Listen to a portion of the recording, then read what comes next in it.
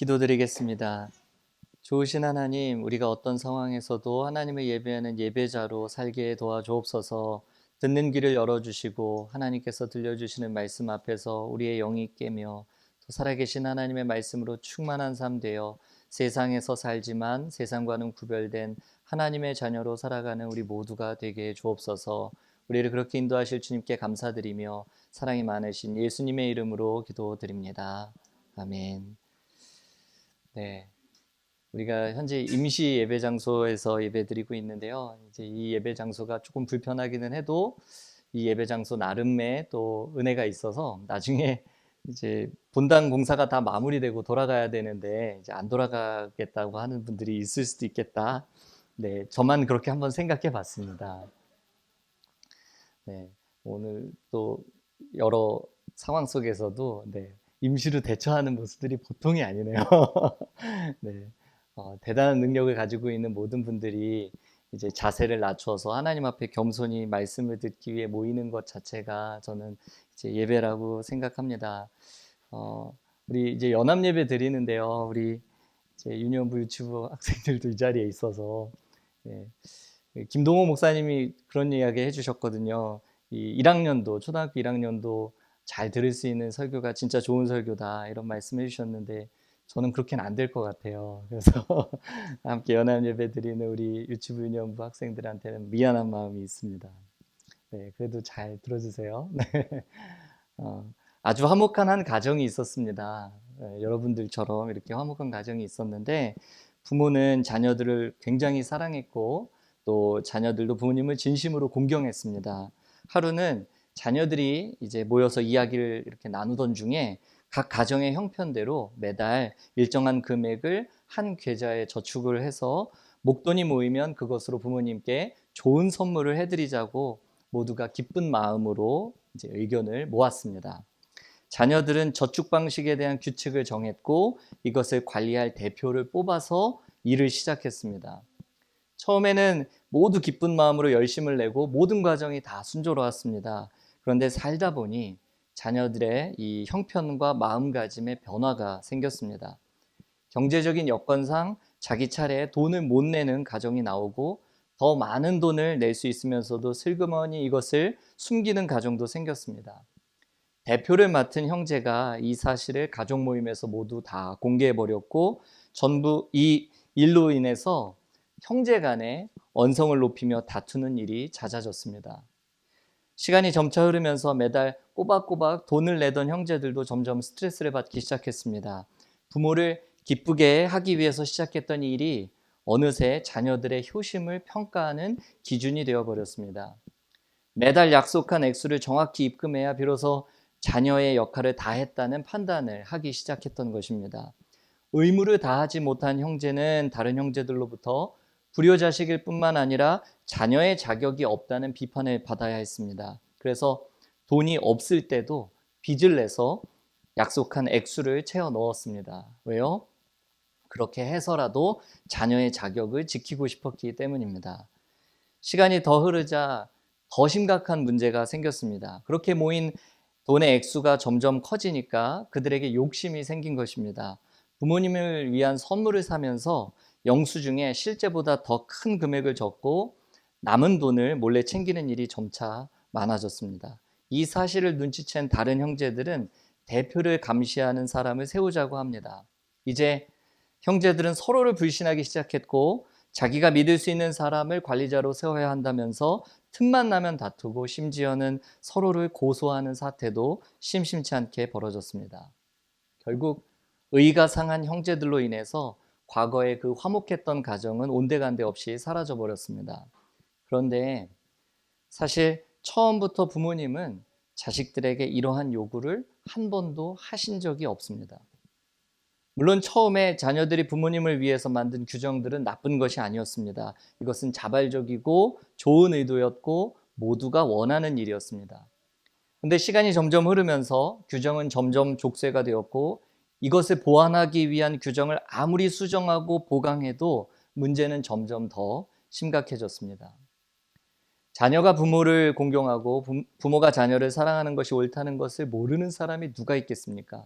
그런데 이 당연한 것을 규칙과 기준으로 만들어서 매달 일정 수준의 의무를 다해야 자녀의 자격을 유지할 수 있다는 생각이 결국 감당할 수 없을 만큼의 율법으로 확대되었고, 하나님을 사랑하기 위해서 열심으로 만들어낸 이 규정과 율법들이 이제는 유대인과 비유대인, 그리고 거룩한 백성과 부정한 백성, 축복의 자녀와 저주의 자녀를 구분하는 엄격한 기준이 되고 말았습니다. 우리는 태어나서 오늘에 이르기까지 내가 남들과 다르다는 사실을 확인하기 위해서 살아왔다고 해도 과언이 아닙니다.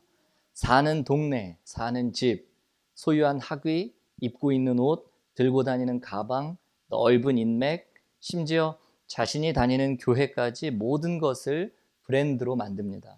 그래서 내가 사는 동네가 좋은 이유는 네가 사는 동네와 달라서입니다. 내가 살고 있는 집이 좋은 이유는 너 같은 사람은 들어와서 살 수도 없는 집이라서 좋습니다. 내가 소유한 학위가 소중한 이유는 너의 능력과 나의 능력 차이를 보여주는 명백한 증거라서 그렇습니다. 내가 입고 다니는 옷과 내가 들고 다니는 가방은 내가 너와 같지 않음을 드러내는 눈에 가장 잘 보이는 액세서리이고, 내 휴대폰에 저장되어 있는 수많은 연락처는 내가 너 같은 아웃사이더와는 달리 그야말로 진짜 중에 인싸 중에 인싸라는 그런 증거입니다. 심지어 내가 다녔던 모 교회조차도 내 신앙과 내 신앙의 질적 차이를 보여주는 무슨 보증서처럼 생각합니다. 교회 안에서든 교회 밖에서든 그야말로 남과 나를 구분하고 싶어서 모두가 안달나 있습니다. 사람들이 가장 견디기 힘들어하는 것은 남에게 차별을 받는 일입니다. 그러나 동시에 사람들이 그것보다 더 견디기 힘들어하는 것은 남들과 똑같아지는 것. 특별히 나보다 못하다고 생각했던 사람이 나와 같아지는 것만큼은 죽어도 못 참습니다. 그래서 우리는 하나같이 차이와 급을 나누는 데 있어서는 처음부터 도 같은 사람들입니다. 배우지 않았어도, 누가 가르쳐주지 않았어도 우리는 본능적으로 남과 나의 차이를 두는 일에는 천재들입니다. 유대인들이 소유하고 있다고 믿었고 대대로 자신들의 자랑이라고 믿어왔던 이 율법은 하나님을 사랑하기 위한 수단이 아니라 비유대인과 유대인의 질적 차이를 나누는 가장 잔인한 무기였습니다. 율법이 있었기 때문에 유대인과 비유대인이 생겨나게 되었고, 거룩한 백성과 부정한 백성이라는 차이가 생겨났고, 구원받은 자들과 저주받은 자들, 심판받는 자들의 구분이 생겨나게 되었습니다. 사실 이방인들 자체가 처음부터 부정한 존재는 아니었습니다. 이방인으로 태어나게 하신 분이 하나님이신데 어떻게 이방인으로 태어났다는 이유만으로 부정하다고 할 수 있겠습니까? 심지어 이방인을 만지면 부정이 옮아서 더러워진다라고 유대인들은 생각했는데 그런 율법 조문도 없습니다. 그냥 유대인들이 지나치게 엄격한 자신들만의 기준을 만들어냈을 뿐입니다. 물론 거룩과 정결을 지키겠다는 열심에서 시작했겠지만 사실은 유대인들과 비유대인들 사이에 절대로 건널 수 없는 차이를 내기 위한 수단이었고 그럴듯한 구실에 불과했습니다. 따라서 여러분, 내 성실함에 절대 속아서는 안 됩니다. 내 그럴듯한 명분과 선의에 속아서 마치 그것이 하나님의 뜻인 것처럼, 하나님의 일을 위한 열심인 것처럼 그럴싸하게 포장해서는 안 됩니다. 교회가 지나치게 보수적이거나 지나치게 진보적일 때, 지나치게 성령의 은사를 강조하거나 지나치게 선교만을 강조할 때, 지나치게 사회복지를 강조하거나 교육만을 강조할 때, 그 과한 열정 때문에, 그 지나친 신념 때문에 어쩌면 지킨 것보다 지키지 못하고 잃어버린 것이 더 많을 수도 있습니다. 사랑하는 성도 여러분, 유대인들은 자신들이 소유하고 있는 이 율법을 그야말로 금과 옥조로 여겼습니다. 그래서 10계명을 613개의 계명으로 확장시켜서 엄격하게 지켰습니다. 그것이 그들의 정체성을 형성했고 더 나아가서 이방인들과의 분명한 차이를 만들어냈습니다. 그랬던 그들이 예수 그리스도의 복음을 믿었고 복음 안에서는 그 어떠한 차이도 차별도 없음을 알았습니다. 그러나 여전히 유대인들은 스스로를 이방인들과는 다른 존재라고 여겼습니다. 아니, 어찌되었든 이방인들은 절대 죽었다 깨도 우리와는 같아질 수 없는 존재다, 이렇게 믿고 있었습니다. 예수님을 믿고 한 형제 자매가 되었지만 그래도 이방인들은 예외라고 여겼습니다. 예수님을 믿고 구원받은 거룩한 하나님의 백성이 되었지만 이방인은 구원의 대상이라고 생각하지 않았던 것입니다. 그래서 모두를 위한 예수 그리스도의 복음은 여전히 교회 안에서만 맴돌고 있었습니다. 그러던 어느 날 마침내 이방인들도 하나님의 말씀을 받았다는 소식을 듣게 되었습니다. 베드로를 통해서 하나님께서 이방인 백부장 가정도 구원하셨던 것입니다. 그리고 그 증거로서, 그들이 구원받았다는 그 증거로서 사도들과 또 예루살렘 교회에 부어주셨던 성령을 이방인들에게도 동일하게 부어주셨다는 그 이야기까지 들었습니다. 그런데 이방인들이 우리처럼 성령을 받고 마침내 우리와 같이 되었다는 그 소식을 접한 예루살렘 보수 우파 성도들의 처음 반응이 무엇이었을까요? 2절과 3절은 이렇게 기록합니다. 베드로가 예루살렘에 올라갔을 때에 할례자들이 비난하여 이르되 내가 무할례자의 집에 들어가 함께 먹었다 하니, 그들도 복음 안에서 유대인과 이방인 모두가 형제자매요 모두가 하나라는 사실을 모르지 않았습니다. 이방인들도 하나님의 말씀을 받았기 때문에 유대인도 이방인도 차이가 없다는 사실을 머리로는 이해했습니다. 그러나 평생 나와 남을 구분하며 차이를 내며 살아온 이들이 차별 없는 하나님의 나라와 그분의 구원하심을 온전히 받아들이기에는 여전히 역부족이었습니다. 그래서 무할례자의 집에 들어가서 그곳에서 베드로가 사람들과 함께 교제하고 함께 먹고 마시며 그들과 접촉한 그 사실에 대해서 비난했습니다. 그러자 베드로는 그간 있었던 일들, 하나님께서 환상을 통해서 3번이나 자신을 일깨워 주시고 이 가이사랴의 백부장 고넬료의 가정에 베푸셨던 구원의 이야기를 자세하게 반복해서 설명합니다. 아마 이렇게 얘기했겠죠.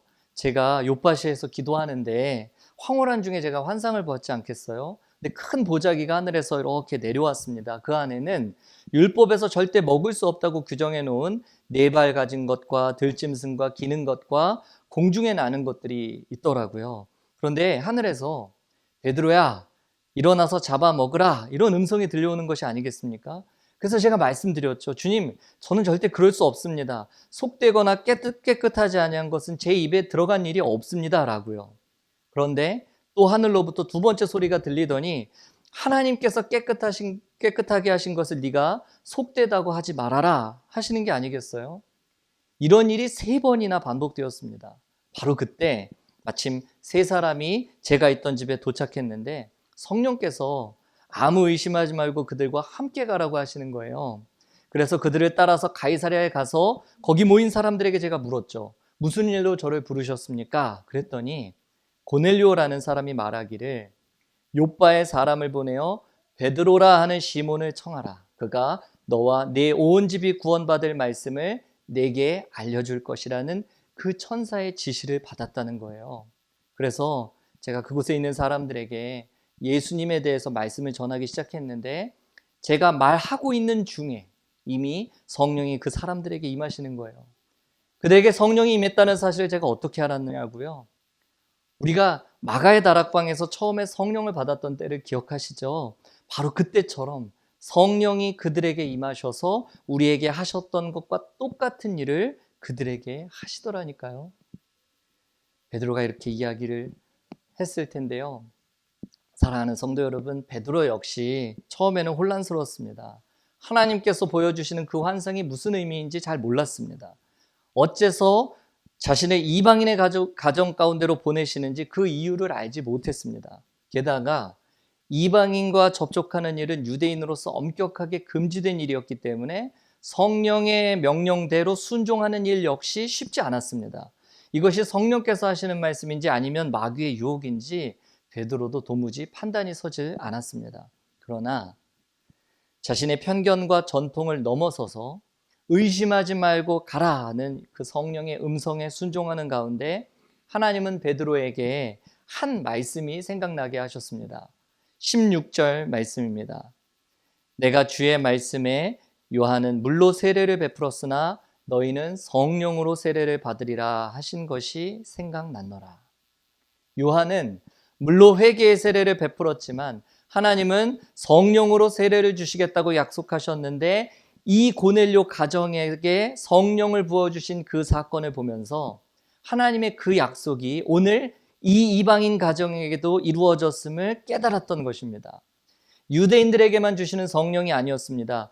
복음이 유대인의 전유물이 아니었듯이 성령도 유대인에게만 부어주시는 유대인만의 은혜가 아니었습니다. 구원의 대상이 아니라고 믿었던 이방인들에게까지, 아니 모든 사람들에게 성령을 주시는 하나님을 베드로는 그곳에서 만났던 것입니다. 계속해서 17절 말씀 이렇게 기록합니다. 그런즉 하나님이 우리가 주 예수 그리스도를 믿을 때에 주신 것과 같은 선물을 그들에게도 주셨으니 내가 누구이기에 하나님을 능히 막겠느냐 하더라. 이것이 베드로의 결론이었습니다. 내가 누구이기에 하나님을 능히 막겠느냐. 내 전통과 경험이 얼마나 대단하기에 그 하나님을 능히 판단하겠느냐. 내 지식과 능력이 얼마나 대단하기에 감히 하나님께서 하시는 일을 내가 재단할 수 있겠느냐. 내가 누구이기에 내가 감히 하나님을 능히 막겠느냐. 사랑하는 여러분, 우리가 할 수 있는 가장 최선은 우리가 주님께 뭔가를 해드리는 것이 아닙니다. 주님께서 우리 안에서 자유롭게 역사하시도록 내 자리를 내어드리는 것뿐입니다. 우리는 하나님, 제가 주님의 나라에서 크게 쓰임받게 해주십시오. 귀한 일꾼 되게 해주십시오. 이렇게 기도합니다. 그러나 주님께 나를 써달라고 기도할 때조차 그 쓰임새를 내가 결정하고 싶어서 안 달라는 사람들입니다. 그래서 주님의 일에 도움이 되기는커녕 방해가 될 때가 훨씬 많습니다. 그런 내가 도대체 누구이기에 하나님을 능히 판단하고 그분께서 하시는 일을 막아서겠다는 것입니까? 이방인 고넬료 가정을 구원하시는 과정을 통해서 하나님은 베드로 안에 그동안 가부좌를 틀고 앉아 있었던 그의 잘못된 편견, 거짓된 선입견, 흉악한 고집을 다 녹여 없애버리셨습니다. 하나님 아버지의 은혜로 이제는 여기가 좋사오니 했던 베드로는 더 이상 없게 하셨습니다. 수제자라고 자신만만했던 베드로는 그곳에 없습니다. 십자가를 절대 져서는 안 된다고 감히 예수님을 꾸짖었던 베드로도 더는 그곳에 없습니다. 제사장의 뜰에서 예수님을 모른다고 3번이나 부인했던 베드로도, 부활하신 예수님을 보고도 의심했던 그 베드로도 더는 그곳에 없습니다. 부활하신 후에 갈릴리에서 기다리시겠다는 예수님의 말씀을 믿지 못하고 고기잡이에 나섰던 베드로는 이제 그곳에 없습니다. 동물 가죽을 다루는 사람은 부정하다고 여겼던 유대교인 베드로도, 심지어 이방인과는 절대 상종해서는 안 된다고 여겼던 유대인 베드로도 더는 그곳에 없습니다. 그랬더니 모든 비난이 일순간 멈춰버렸습니다. 18절 말씀의 앞부분에 이렇게 기록하고 있습니다. 그들이 이 말을 듣고 잠잠하여. 그렇게 고집스러운 할례자들 사이에 의심과 질문이 멈췄습니다. 사도 베드로를 비난하면서까지 예수님께서 우리에게 주신 그 값진 구원을 하찮은 것으로 만들려던 자신들의 행위가 얼마나 잘못된 일인가를 깨닫고 즉시 멈추었습니다.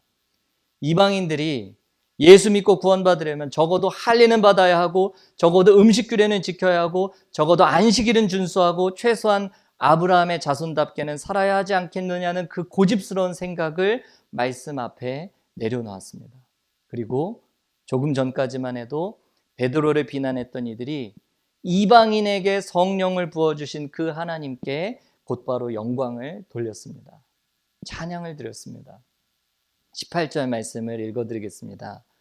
그들이 이 말을 듣고 잠잠하여 하나님께 영광을 돌려 이르되 그러면 하나님께서 이방인에게도 생명 얻는 회개를 주셨도다 하니라. 하나님 하시는 일이 마음에는 안 들지만 하나님이 하신다니 어쩌겠습니까? 그냥 인정해야죠. 이렇게 마지못해서 받아들인 것이 아니었습니다. 하나님 정말 잘하셨습니다. 하나님께서 하신 일이 옳습니다. 앞으로 저희도 그 하나님의 아버지의 역사를 이어가겠습니다. 라고 고백했습니다. 그들은 이방인에게도 생명 얻는 회개를 주신 하나님께 진심으로 감사와 영광을 돌렸습니다. 그래서 그동안 우물한 개구리처럼 내 친구, 내 편, 우리 집, 우리 식구, 우리 교회 그 안에 갇혀 있었던 복음이 이제는 봇물 터지듯이 온 땅을 향해서 들불처럼 번져가기 시작합니다. 처음에는 사마리아 성에 머물렀다가 거길 넘어서 에티오피아 내시에게도 전해졌고 더 나아가서 이방인 고넬료 가정과 우리 교회를 넘어서 온 세상을 향해 생명의 복음이 막힘없이 흘러가게 될 것입니다. 우리 교회가 그리고 여러분과 제가 이 생명의 복음이 흘러가는 아름답고 온전한 통로 되기를 간절히 소원합니다. 말씀을 맺겠습니다. 영화 기생충이라는 영화를 혹시 보셨나요? 너무 유명한 영화라서 안 보신 분들이 거의 없을 텐데 그 영화를 보면 이 냄새라는 것이 눈에 보이지는 않지만 가장 견고한 어떤 계급의 경계선으로 그려집니다. 아무리 그럴듯하게 치장을 해도 지워지지 않는 그 반지하방의 냄새는 이 상류층으로 하여금 본능적인 거부감을 일으키게 만들었습니다. 그 영화를 보면 영화 속에 박 사장이 막 코를 막으면서 찡그리는 그 짧은 순간의 표정이 단순히 그냥 불쾌함을 넘어서서 상대방의 존재 자체를 부정하며 모멸감을 느끼게끔 만드는 그런 연출이었습니다. 이처럼 냄새는 아주 강렬하고 원초적인 그런 감각입니다. 생각해보면 냄새만큼 정직하면서도 주관적인 기억의 창고가 없습니다. 친구 집에 놀러 갔을 때 그곳에는 그 집만 가지고 있는 독특한 냄새, 생활 냄새가 있죠. 낯선 나라의 공항에 첫 발을 내디딜 때 느껴지는 그 땅의 고유한 냄새들도 그렇습니다. 사랑하는 성도 여러분, 우리는 늘 누군가를 본능적으로 나누면서 살았습니다. 누가 안쪽 사람인지, 누가 바깥 사람인지, 누가 더 괜찮은 사람인지, 누가 덜 괜찮은 사람인지, 누가 고급스러운 냄새를 가지고 있는지, 혹은 반지하방에 지독한 냄새가 배어있는 사람은 아닌지 자꾸만 구분하고 선을 그어서 나누고 싶어 합니다. 하지만 하나님은 저 사람은 아니다 라고 사람들이 밀어낸 그 자리에 먼저 가 계셨습니다. 유대인들은 이방인들이 들어오지 못하도록 문을 걸어 잠궜지만 하나님은 이방인들에게 직접 가셔서 말씀이 채 끝나기도 전에 성령을 부어주셨습니다. 사람들은 절대 들어오면 안 된다고 막았었지만 하나님은 이미 내가 그들을 받았다 말씀하셨습니다. 그렇게 하나님의 일하심을 보면서 베드로도 말씀 앞에 엎드렸습니다. 평생 붙들어온 확신이 무너졌고 자신이 옳다고 믿었던 기준이 무너졌고 자기 신앙의 경계가 얼마나 좁았었는지를 비로소 보게 되었습니다. 그래서 그가 고백합니다. 내가 누구이기에 하나님을 능히 막겠느냐. 이 고백은 단지 겸손의 말이 아닙니다. 이것은 말씀 앞에 항복하는 것이죠. 이것은 하나님 앞에서 자기 자리를 내려놓는 회개의 고백입니다. 주님, 제가 잘못 봤습니다. 주님, 제가 냄새로 사람의 등급을 나누며 살았습니다. 너무 오랜 기준으로 사람을 판단하고 하나님보다 제가 앞서 있었습니다. 이제는 제가 막아서지 않겠습니다. 바로 그 고백입니다. 혹시 우리도 그러고 있지 않습니까? 하나님께서 받으신 사람을 내가 밀쳐내고 하나님이 품으신 사람을 내가 판단하고 하나님이 사랑하신 사람을 내가 함부로 선 긋고 있지는 않습니까? 입으로는 우리가 하나님의 은혜로 구원받았다고 말하면서도 마음으로는 늘 자격을 따지고 입으로는 우리가 복음을 말하면서도 실제로는 차이를 만들고 입으로는 사랑을 말하면서도 내가 받아들일 수 있는 사람만 사랑하겠다고 결심하지 않습니까? 오늘 하나님께서 우리에게 이렇게 물으시는 것 같습니다. 너는 도대체 누구이기에 내가 하는 일을 막으려 하느냐? 너는 누구이기에 내가 살리려는 사람을 밀어내느냐? 너는 누구이기에 내가 부은 은혜를 내 기준으로 재단하려고 하느냐? 사랑하는 성도 여러분, 교회는 완벽한 사람들이 모이는 곳이 아닙니다. 교회는 자격 있는 사람들만 들어오는 곳도 아닙니다. 교회는 은혜 없이는 단 하루도 설 수 없는 사람들이 같이 울고 같이 용서받고 같이 살아나는 곳입니다. 그래서 교회는 사람을 골라내는 곳이 아니라 하나님이 살리신 사람을 함께 끌어안는 곳이어야 합니다. 그러니까 오늘 이 시간에 우리 안에 오래된 담장이 있다면 그것이 무너지기를 소원합니다. 내 자존심의 담장, 내 경험의 담장, 내 신앙의 우월감, 내가 옳다고 여겼던 완고한 담장이 말씀 앞에서 다 무너지기를 원합니다. 내가 가지고 있는 이 냄새의 선입견과 이 편견이 말씀 앞에서 무너지는 역사가 있기를 원합니다. 그리고 우리 모두가 하나님 앞에 이렇게 고백하면 좋겠습니다. 하나님 정말 잘하셨습니다. 하나님 저 사람에게도 은혜 주신 것이 옳습니다. 하나님 저 사람도 살려주셔서 감사합니다. 하나님 이제는 제 마음도 넓혀주십시오. 하나님이 받으신 사람을 저도 기쁨으로 받을 수 있도록 저에게 넉넉한 믿음을 허락해 주옵소서. 나 같은 사람도 받으신 그 하나님의 무한한 사랑을 깨닫게 해 주옵소서. 사랑하는 여러분, 하나님께서 이방인에게도 생명 얻는 회개를 주셨습니다. 그래서 우리도 생명 얻는 회개를 허락해 주셨기에 우리 역시 그 은혜로 구원받아서 오늘 이 자리에 있습니다. 하여 우리 교회가 더 이상 경계를 세우는 교회가 아니라 겸손히 배우고 기쁨으로 서로를 환영하고 마음껏 은혜를 흘려보내는 그런 교회 되기를 원합니다. 하나님이 하시는 일을 막아서는 그런 사람이 아니라 하나님이 하시는 일을 보면서 잠잠히 함께 기쁨의 눈물을 흘릴 수 있는 사람, 그리고 마침내 하나님께 모든 영광을 다 올려돌릴 수 있는 그런 성도의 삶 되기를 주님의 이름으로 축복합니다. 우리 같이 이 찬양의 가사를 생각하면서 우리 받으신 찬양의 가사가 있는데요, 성도의 노래라는 제목입니다. 우리 지난주에 불렀는데 우리 같이 찬양하고 기도하겠습니다.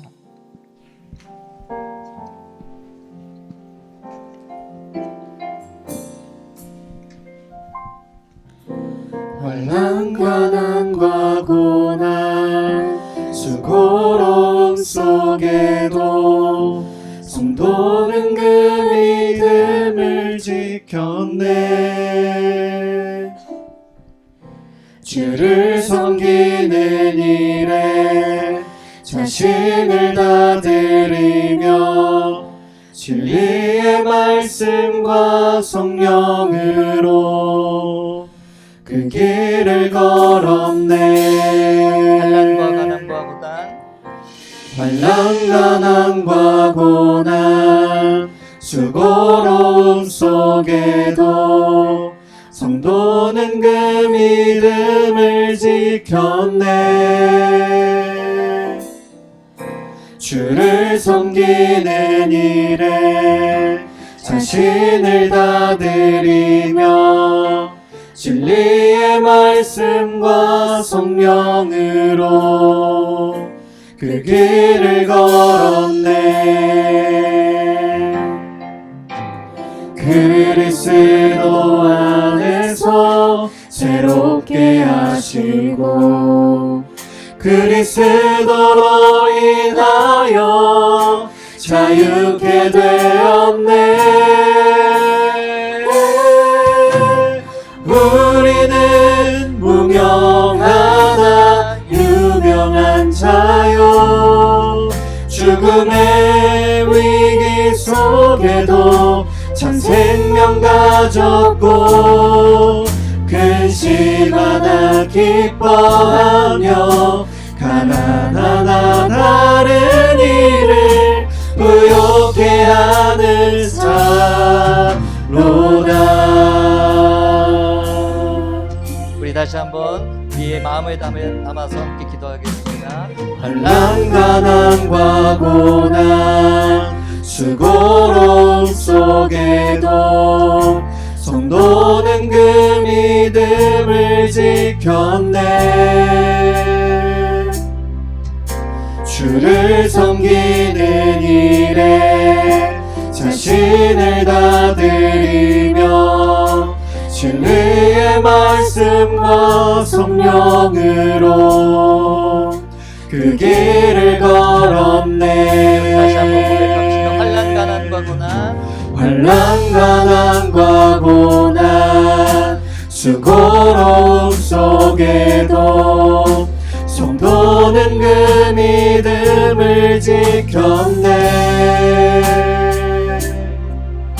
주를 섬기는 일에 자신을 다 드리며 진리의 말씀과 성령으로 그 길을 걸었네.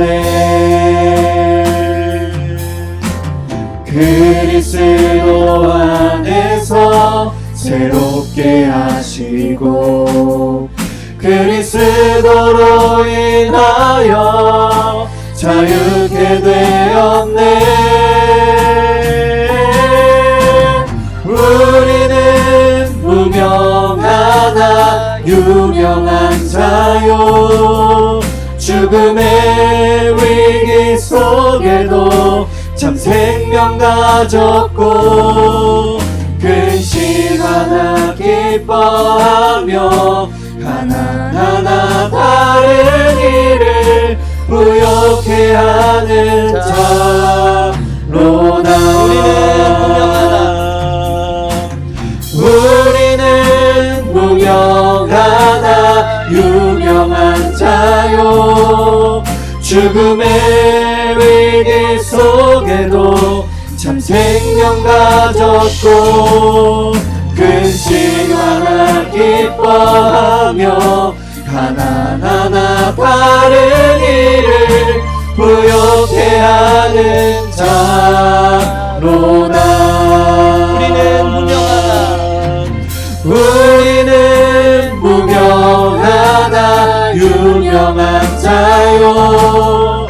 죽음의 위기 속에도 참 생명 가졌고 근심하나 기뻐하며 하나하나 다른 일을 부욕해 하는 자로다. 우리는 무명하나 유명한 자요. 죽음의 위기 속에도 참 생명 가졌고 근심하나 기뻐하며 하나하나 다른 일을 부욕해 하는 자로다. 근심하나 기뻐하며 하나하나 다른 일을 부욕해 하는 자로다. 모든 것 가진 자로다. 사랑하는 성도 여러분, 우리가 하나님께서 하시는 일을 기뻐할 수 없다면 그 이유는 우리가 그분의 자녀가 아니라서 그렇습니다.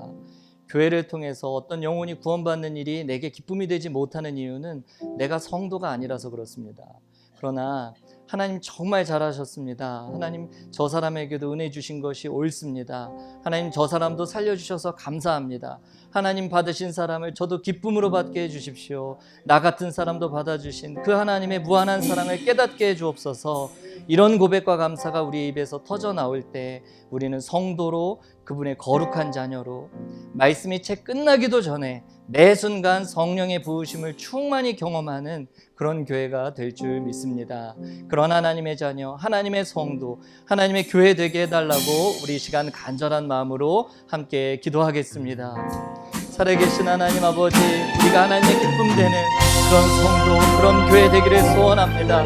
하나님이 정말 잘하셨습니다. 하나님께서 저 사람에게 은혜를 베푸시고 긍휼을 베푸시고 잘 되도록 주님께서 역사해 주셔서 저도 기쁩니다. 하나님, 저도 하나님 앞에 영광을 드리고 하나님의 하신 일에 놀라워하며 하나님 그 놀라우신 하나님의 사랑과 은혜에 감격하는 하나님의 자녀, 하나님의 성도들 되게 하여 주옵소서. 우리 교회가 그렇게 쓰임받으며 경계를 넘어서서 주 예수 그리스도의 복음을 세상 가운데로 아름답게 흘려보내는 축복의 통로가 되게 하여 주옵소서. 어느 누구도 교회에 와서 움츠러들지 않고 살아계신 하나님의 말씀 안에서 새 힘을 얻고 용기를 얻으며 가슴을 펴고 주님 부어주시는 위로와 사랑과 소망을 경험할 수 있는 그런 복된 교회 될 수 있도록 우리 교회를 들어 사용하여 주시옵소서. 모든 예배 가운데 우리 하나님 함께 하여 주시고 말씀이 채 끝나기도 전에 성령을 부으실 만한 그런 아름다운 믿음의 교회 될 수 있도록 우리를 삼아 주옵소서. 하나님 정말 잘하셨습니다. 하나님께서 하시는 모든 일이 진실로 옳습니다. 우리 같은 사람들도 부르시고 받아주시고 구원해 주신 아버지의 사랑에 오늘도 감격하며 무명하나 유명한 자요 죽음의 위기 속에서도 참 생명을 가졌고 근심하나 기뻐하며 가난하나 다른 일을 부욕해 하는 자로서 그리하여 모든 것을 가진 자로서 천국을 사는 성도의 삶 되게 하여 주옵소서. 오늘도 우리를 주의 사랑으로 붙드시는 하나님의 부요하신 은혜를 찬양하며 사랑이 많으신 예수님의 이름으로 기도드립니다. 아멘.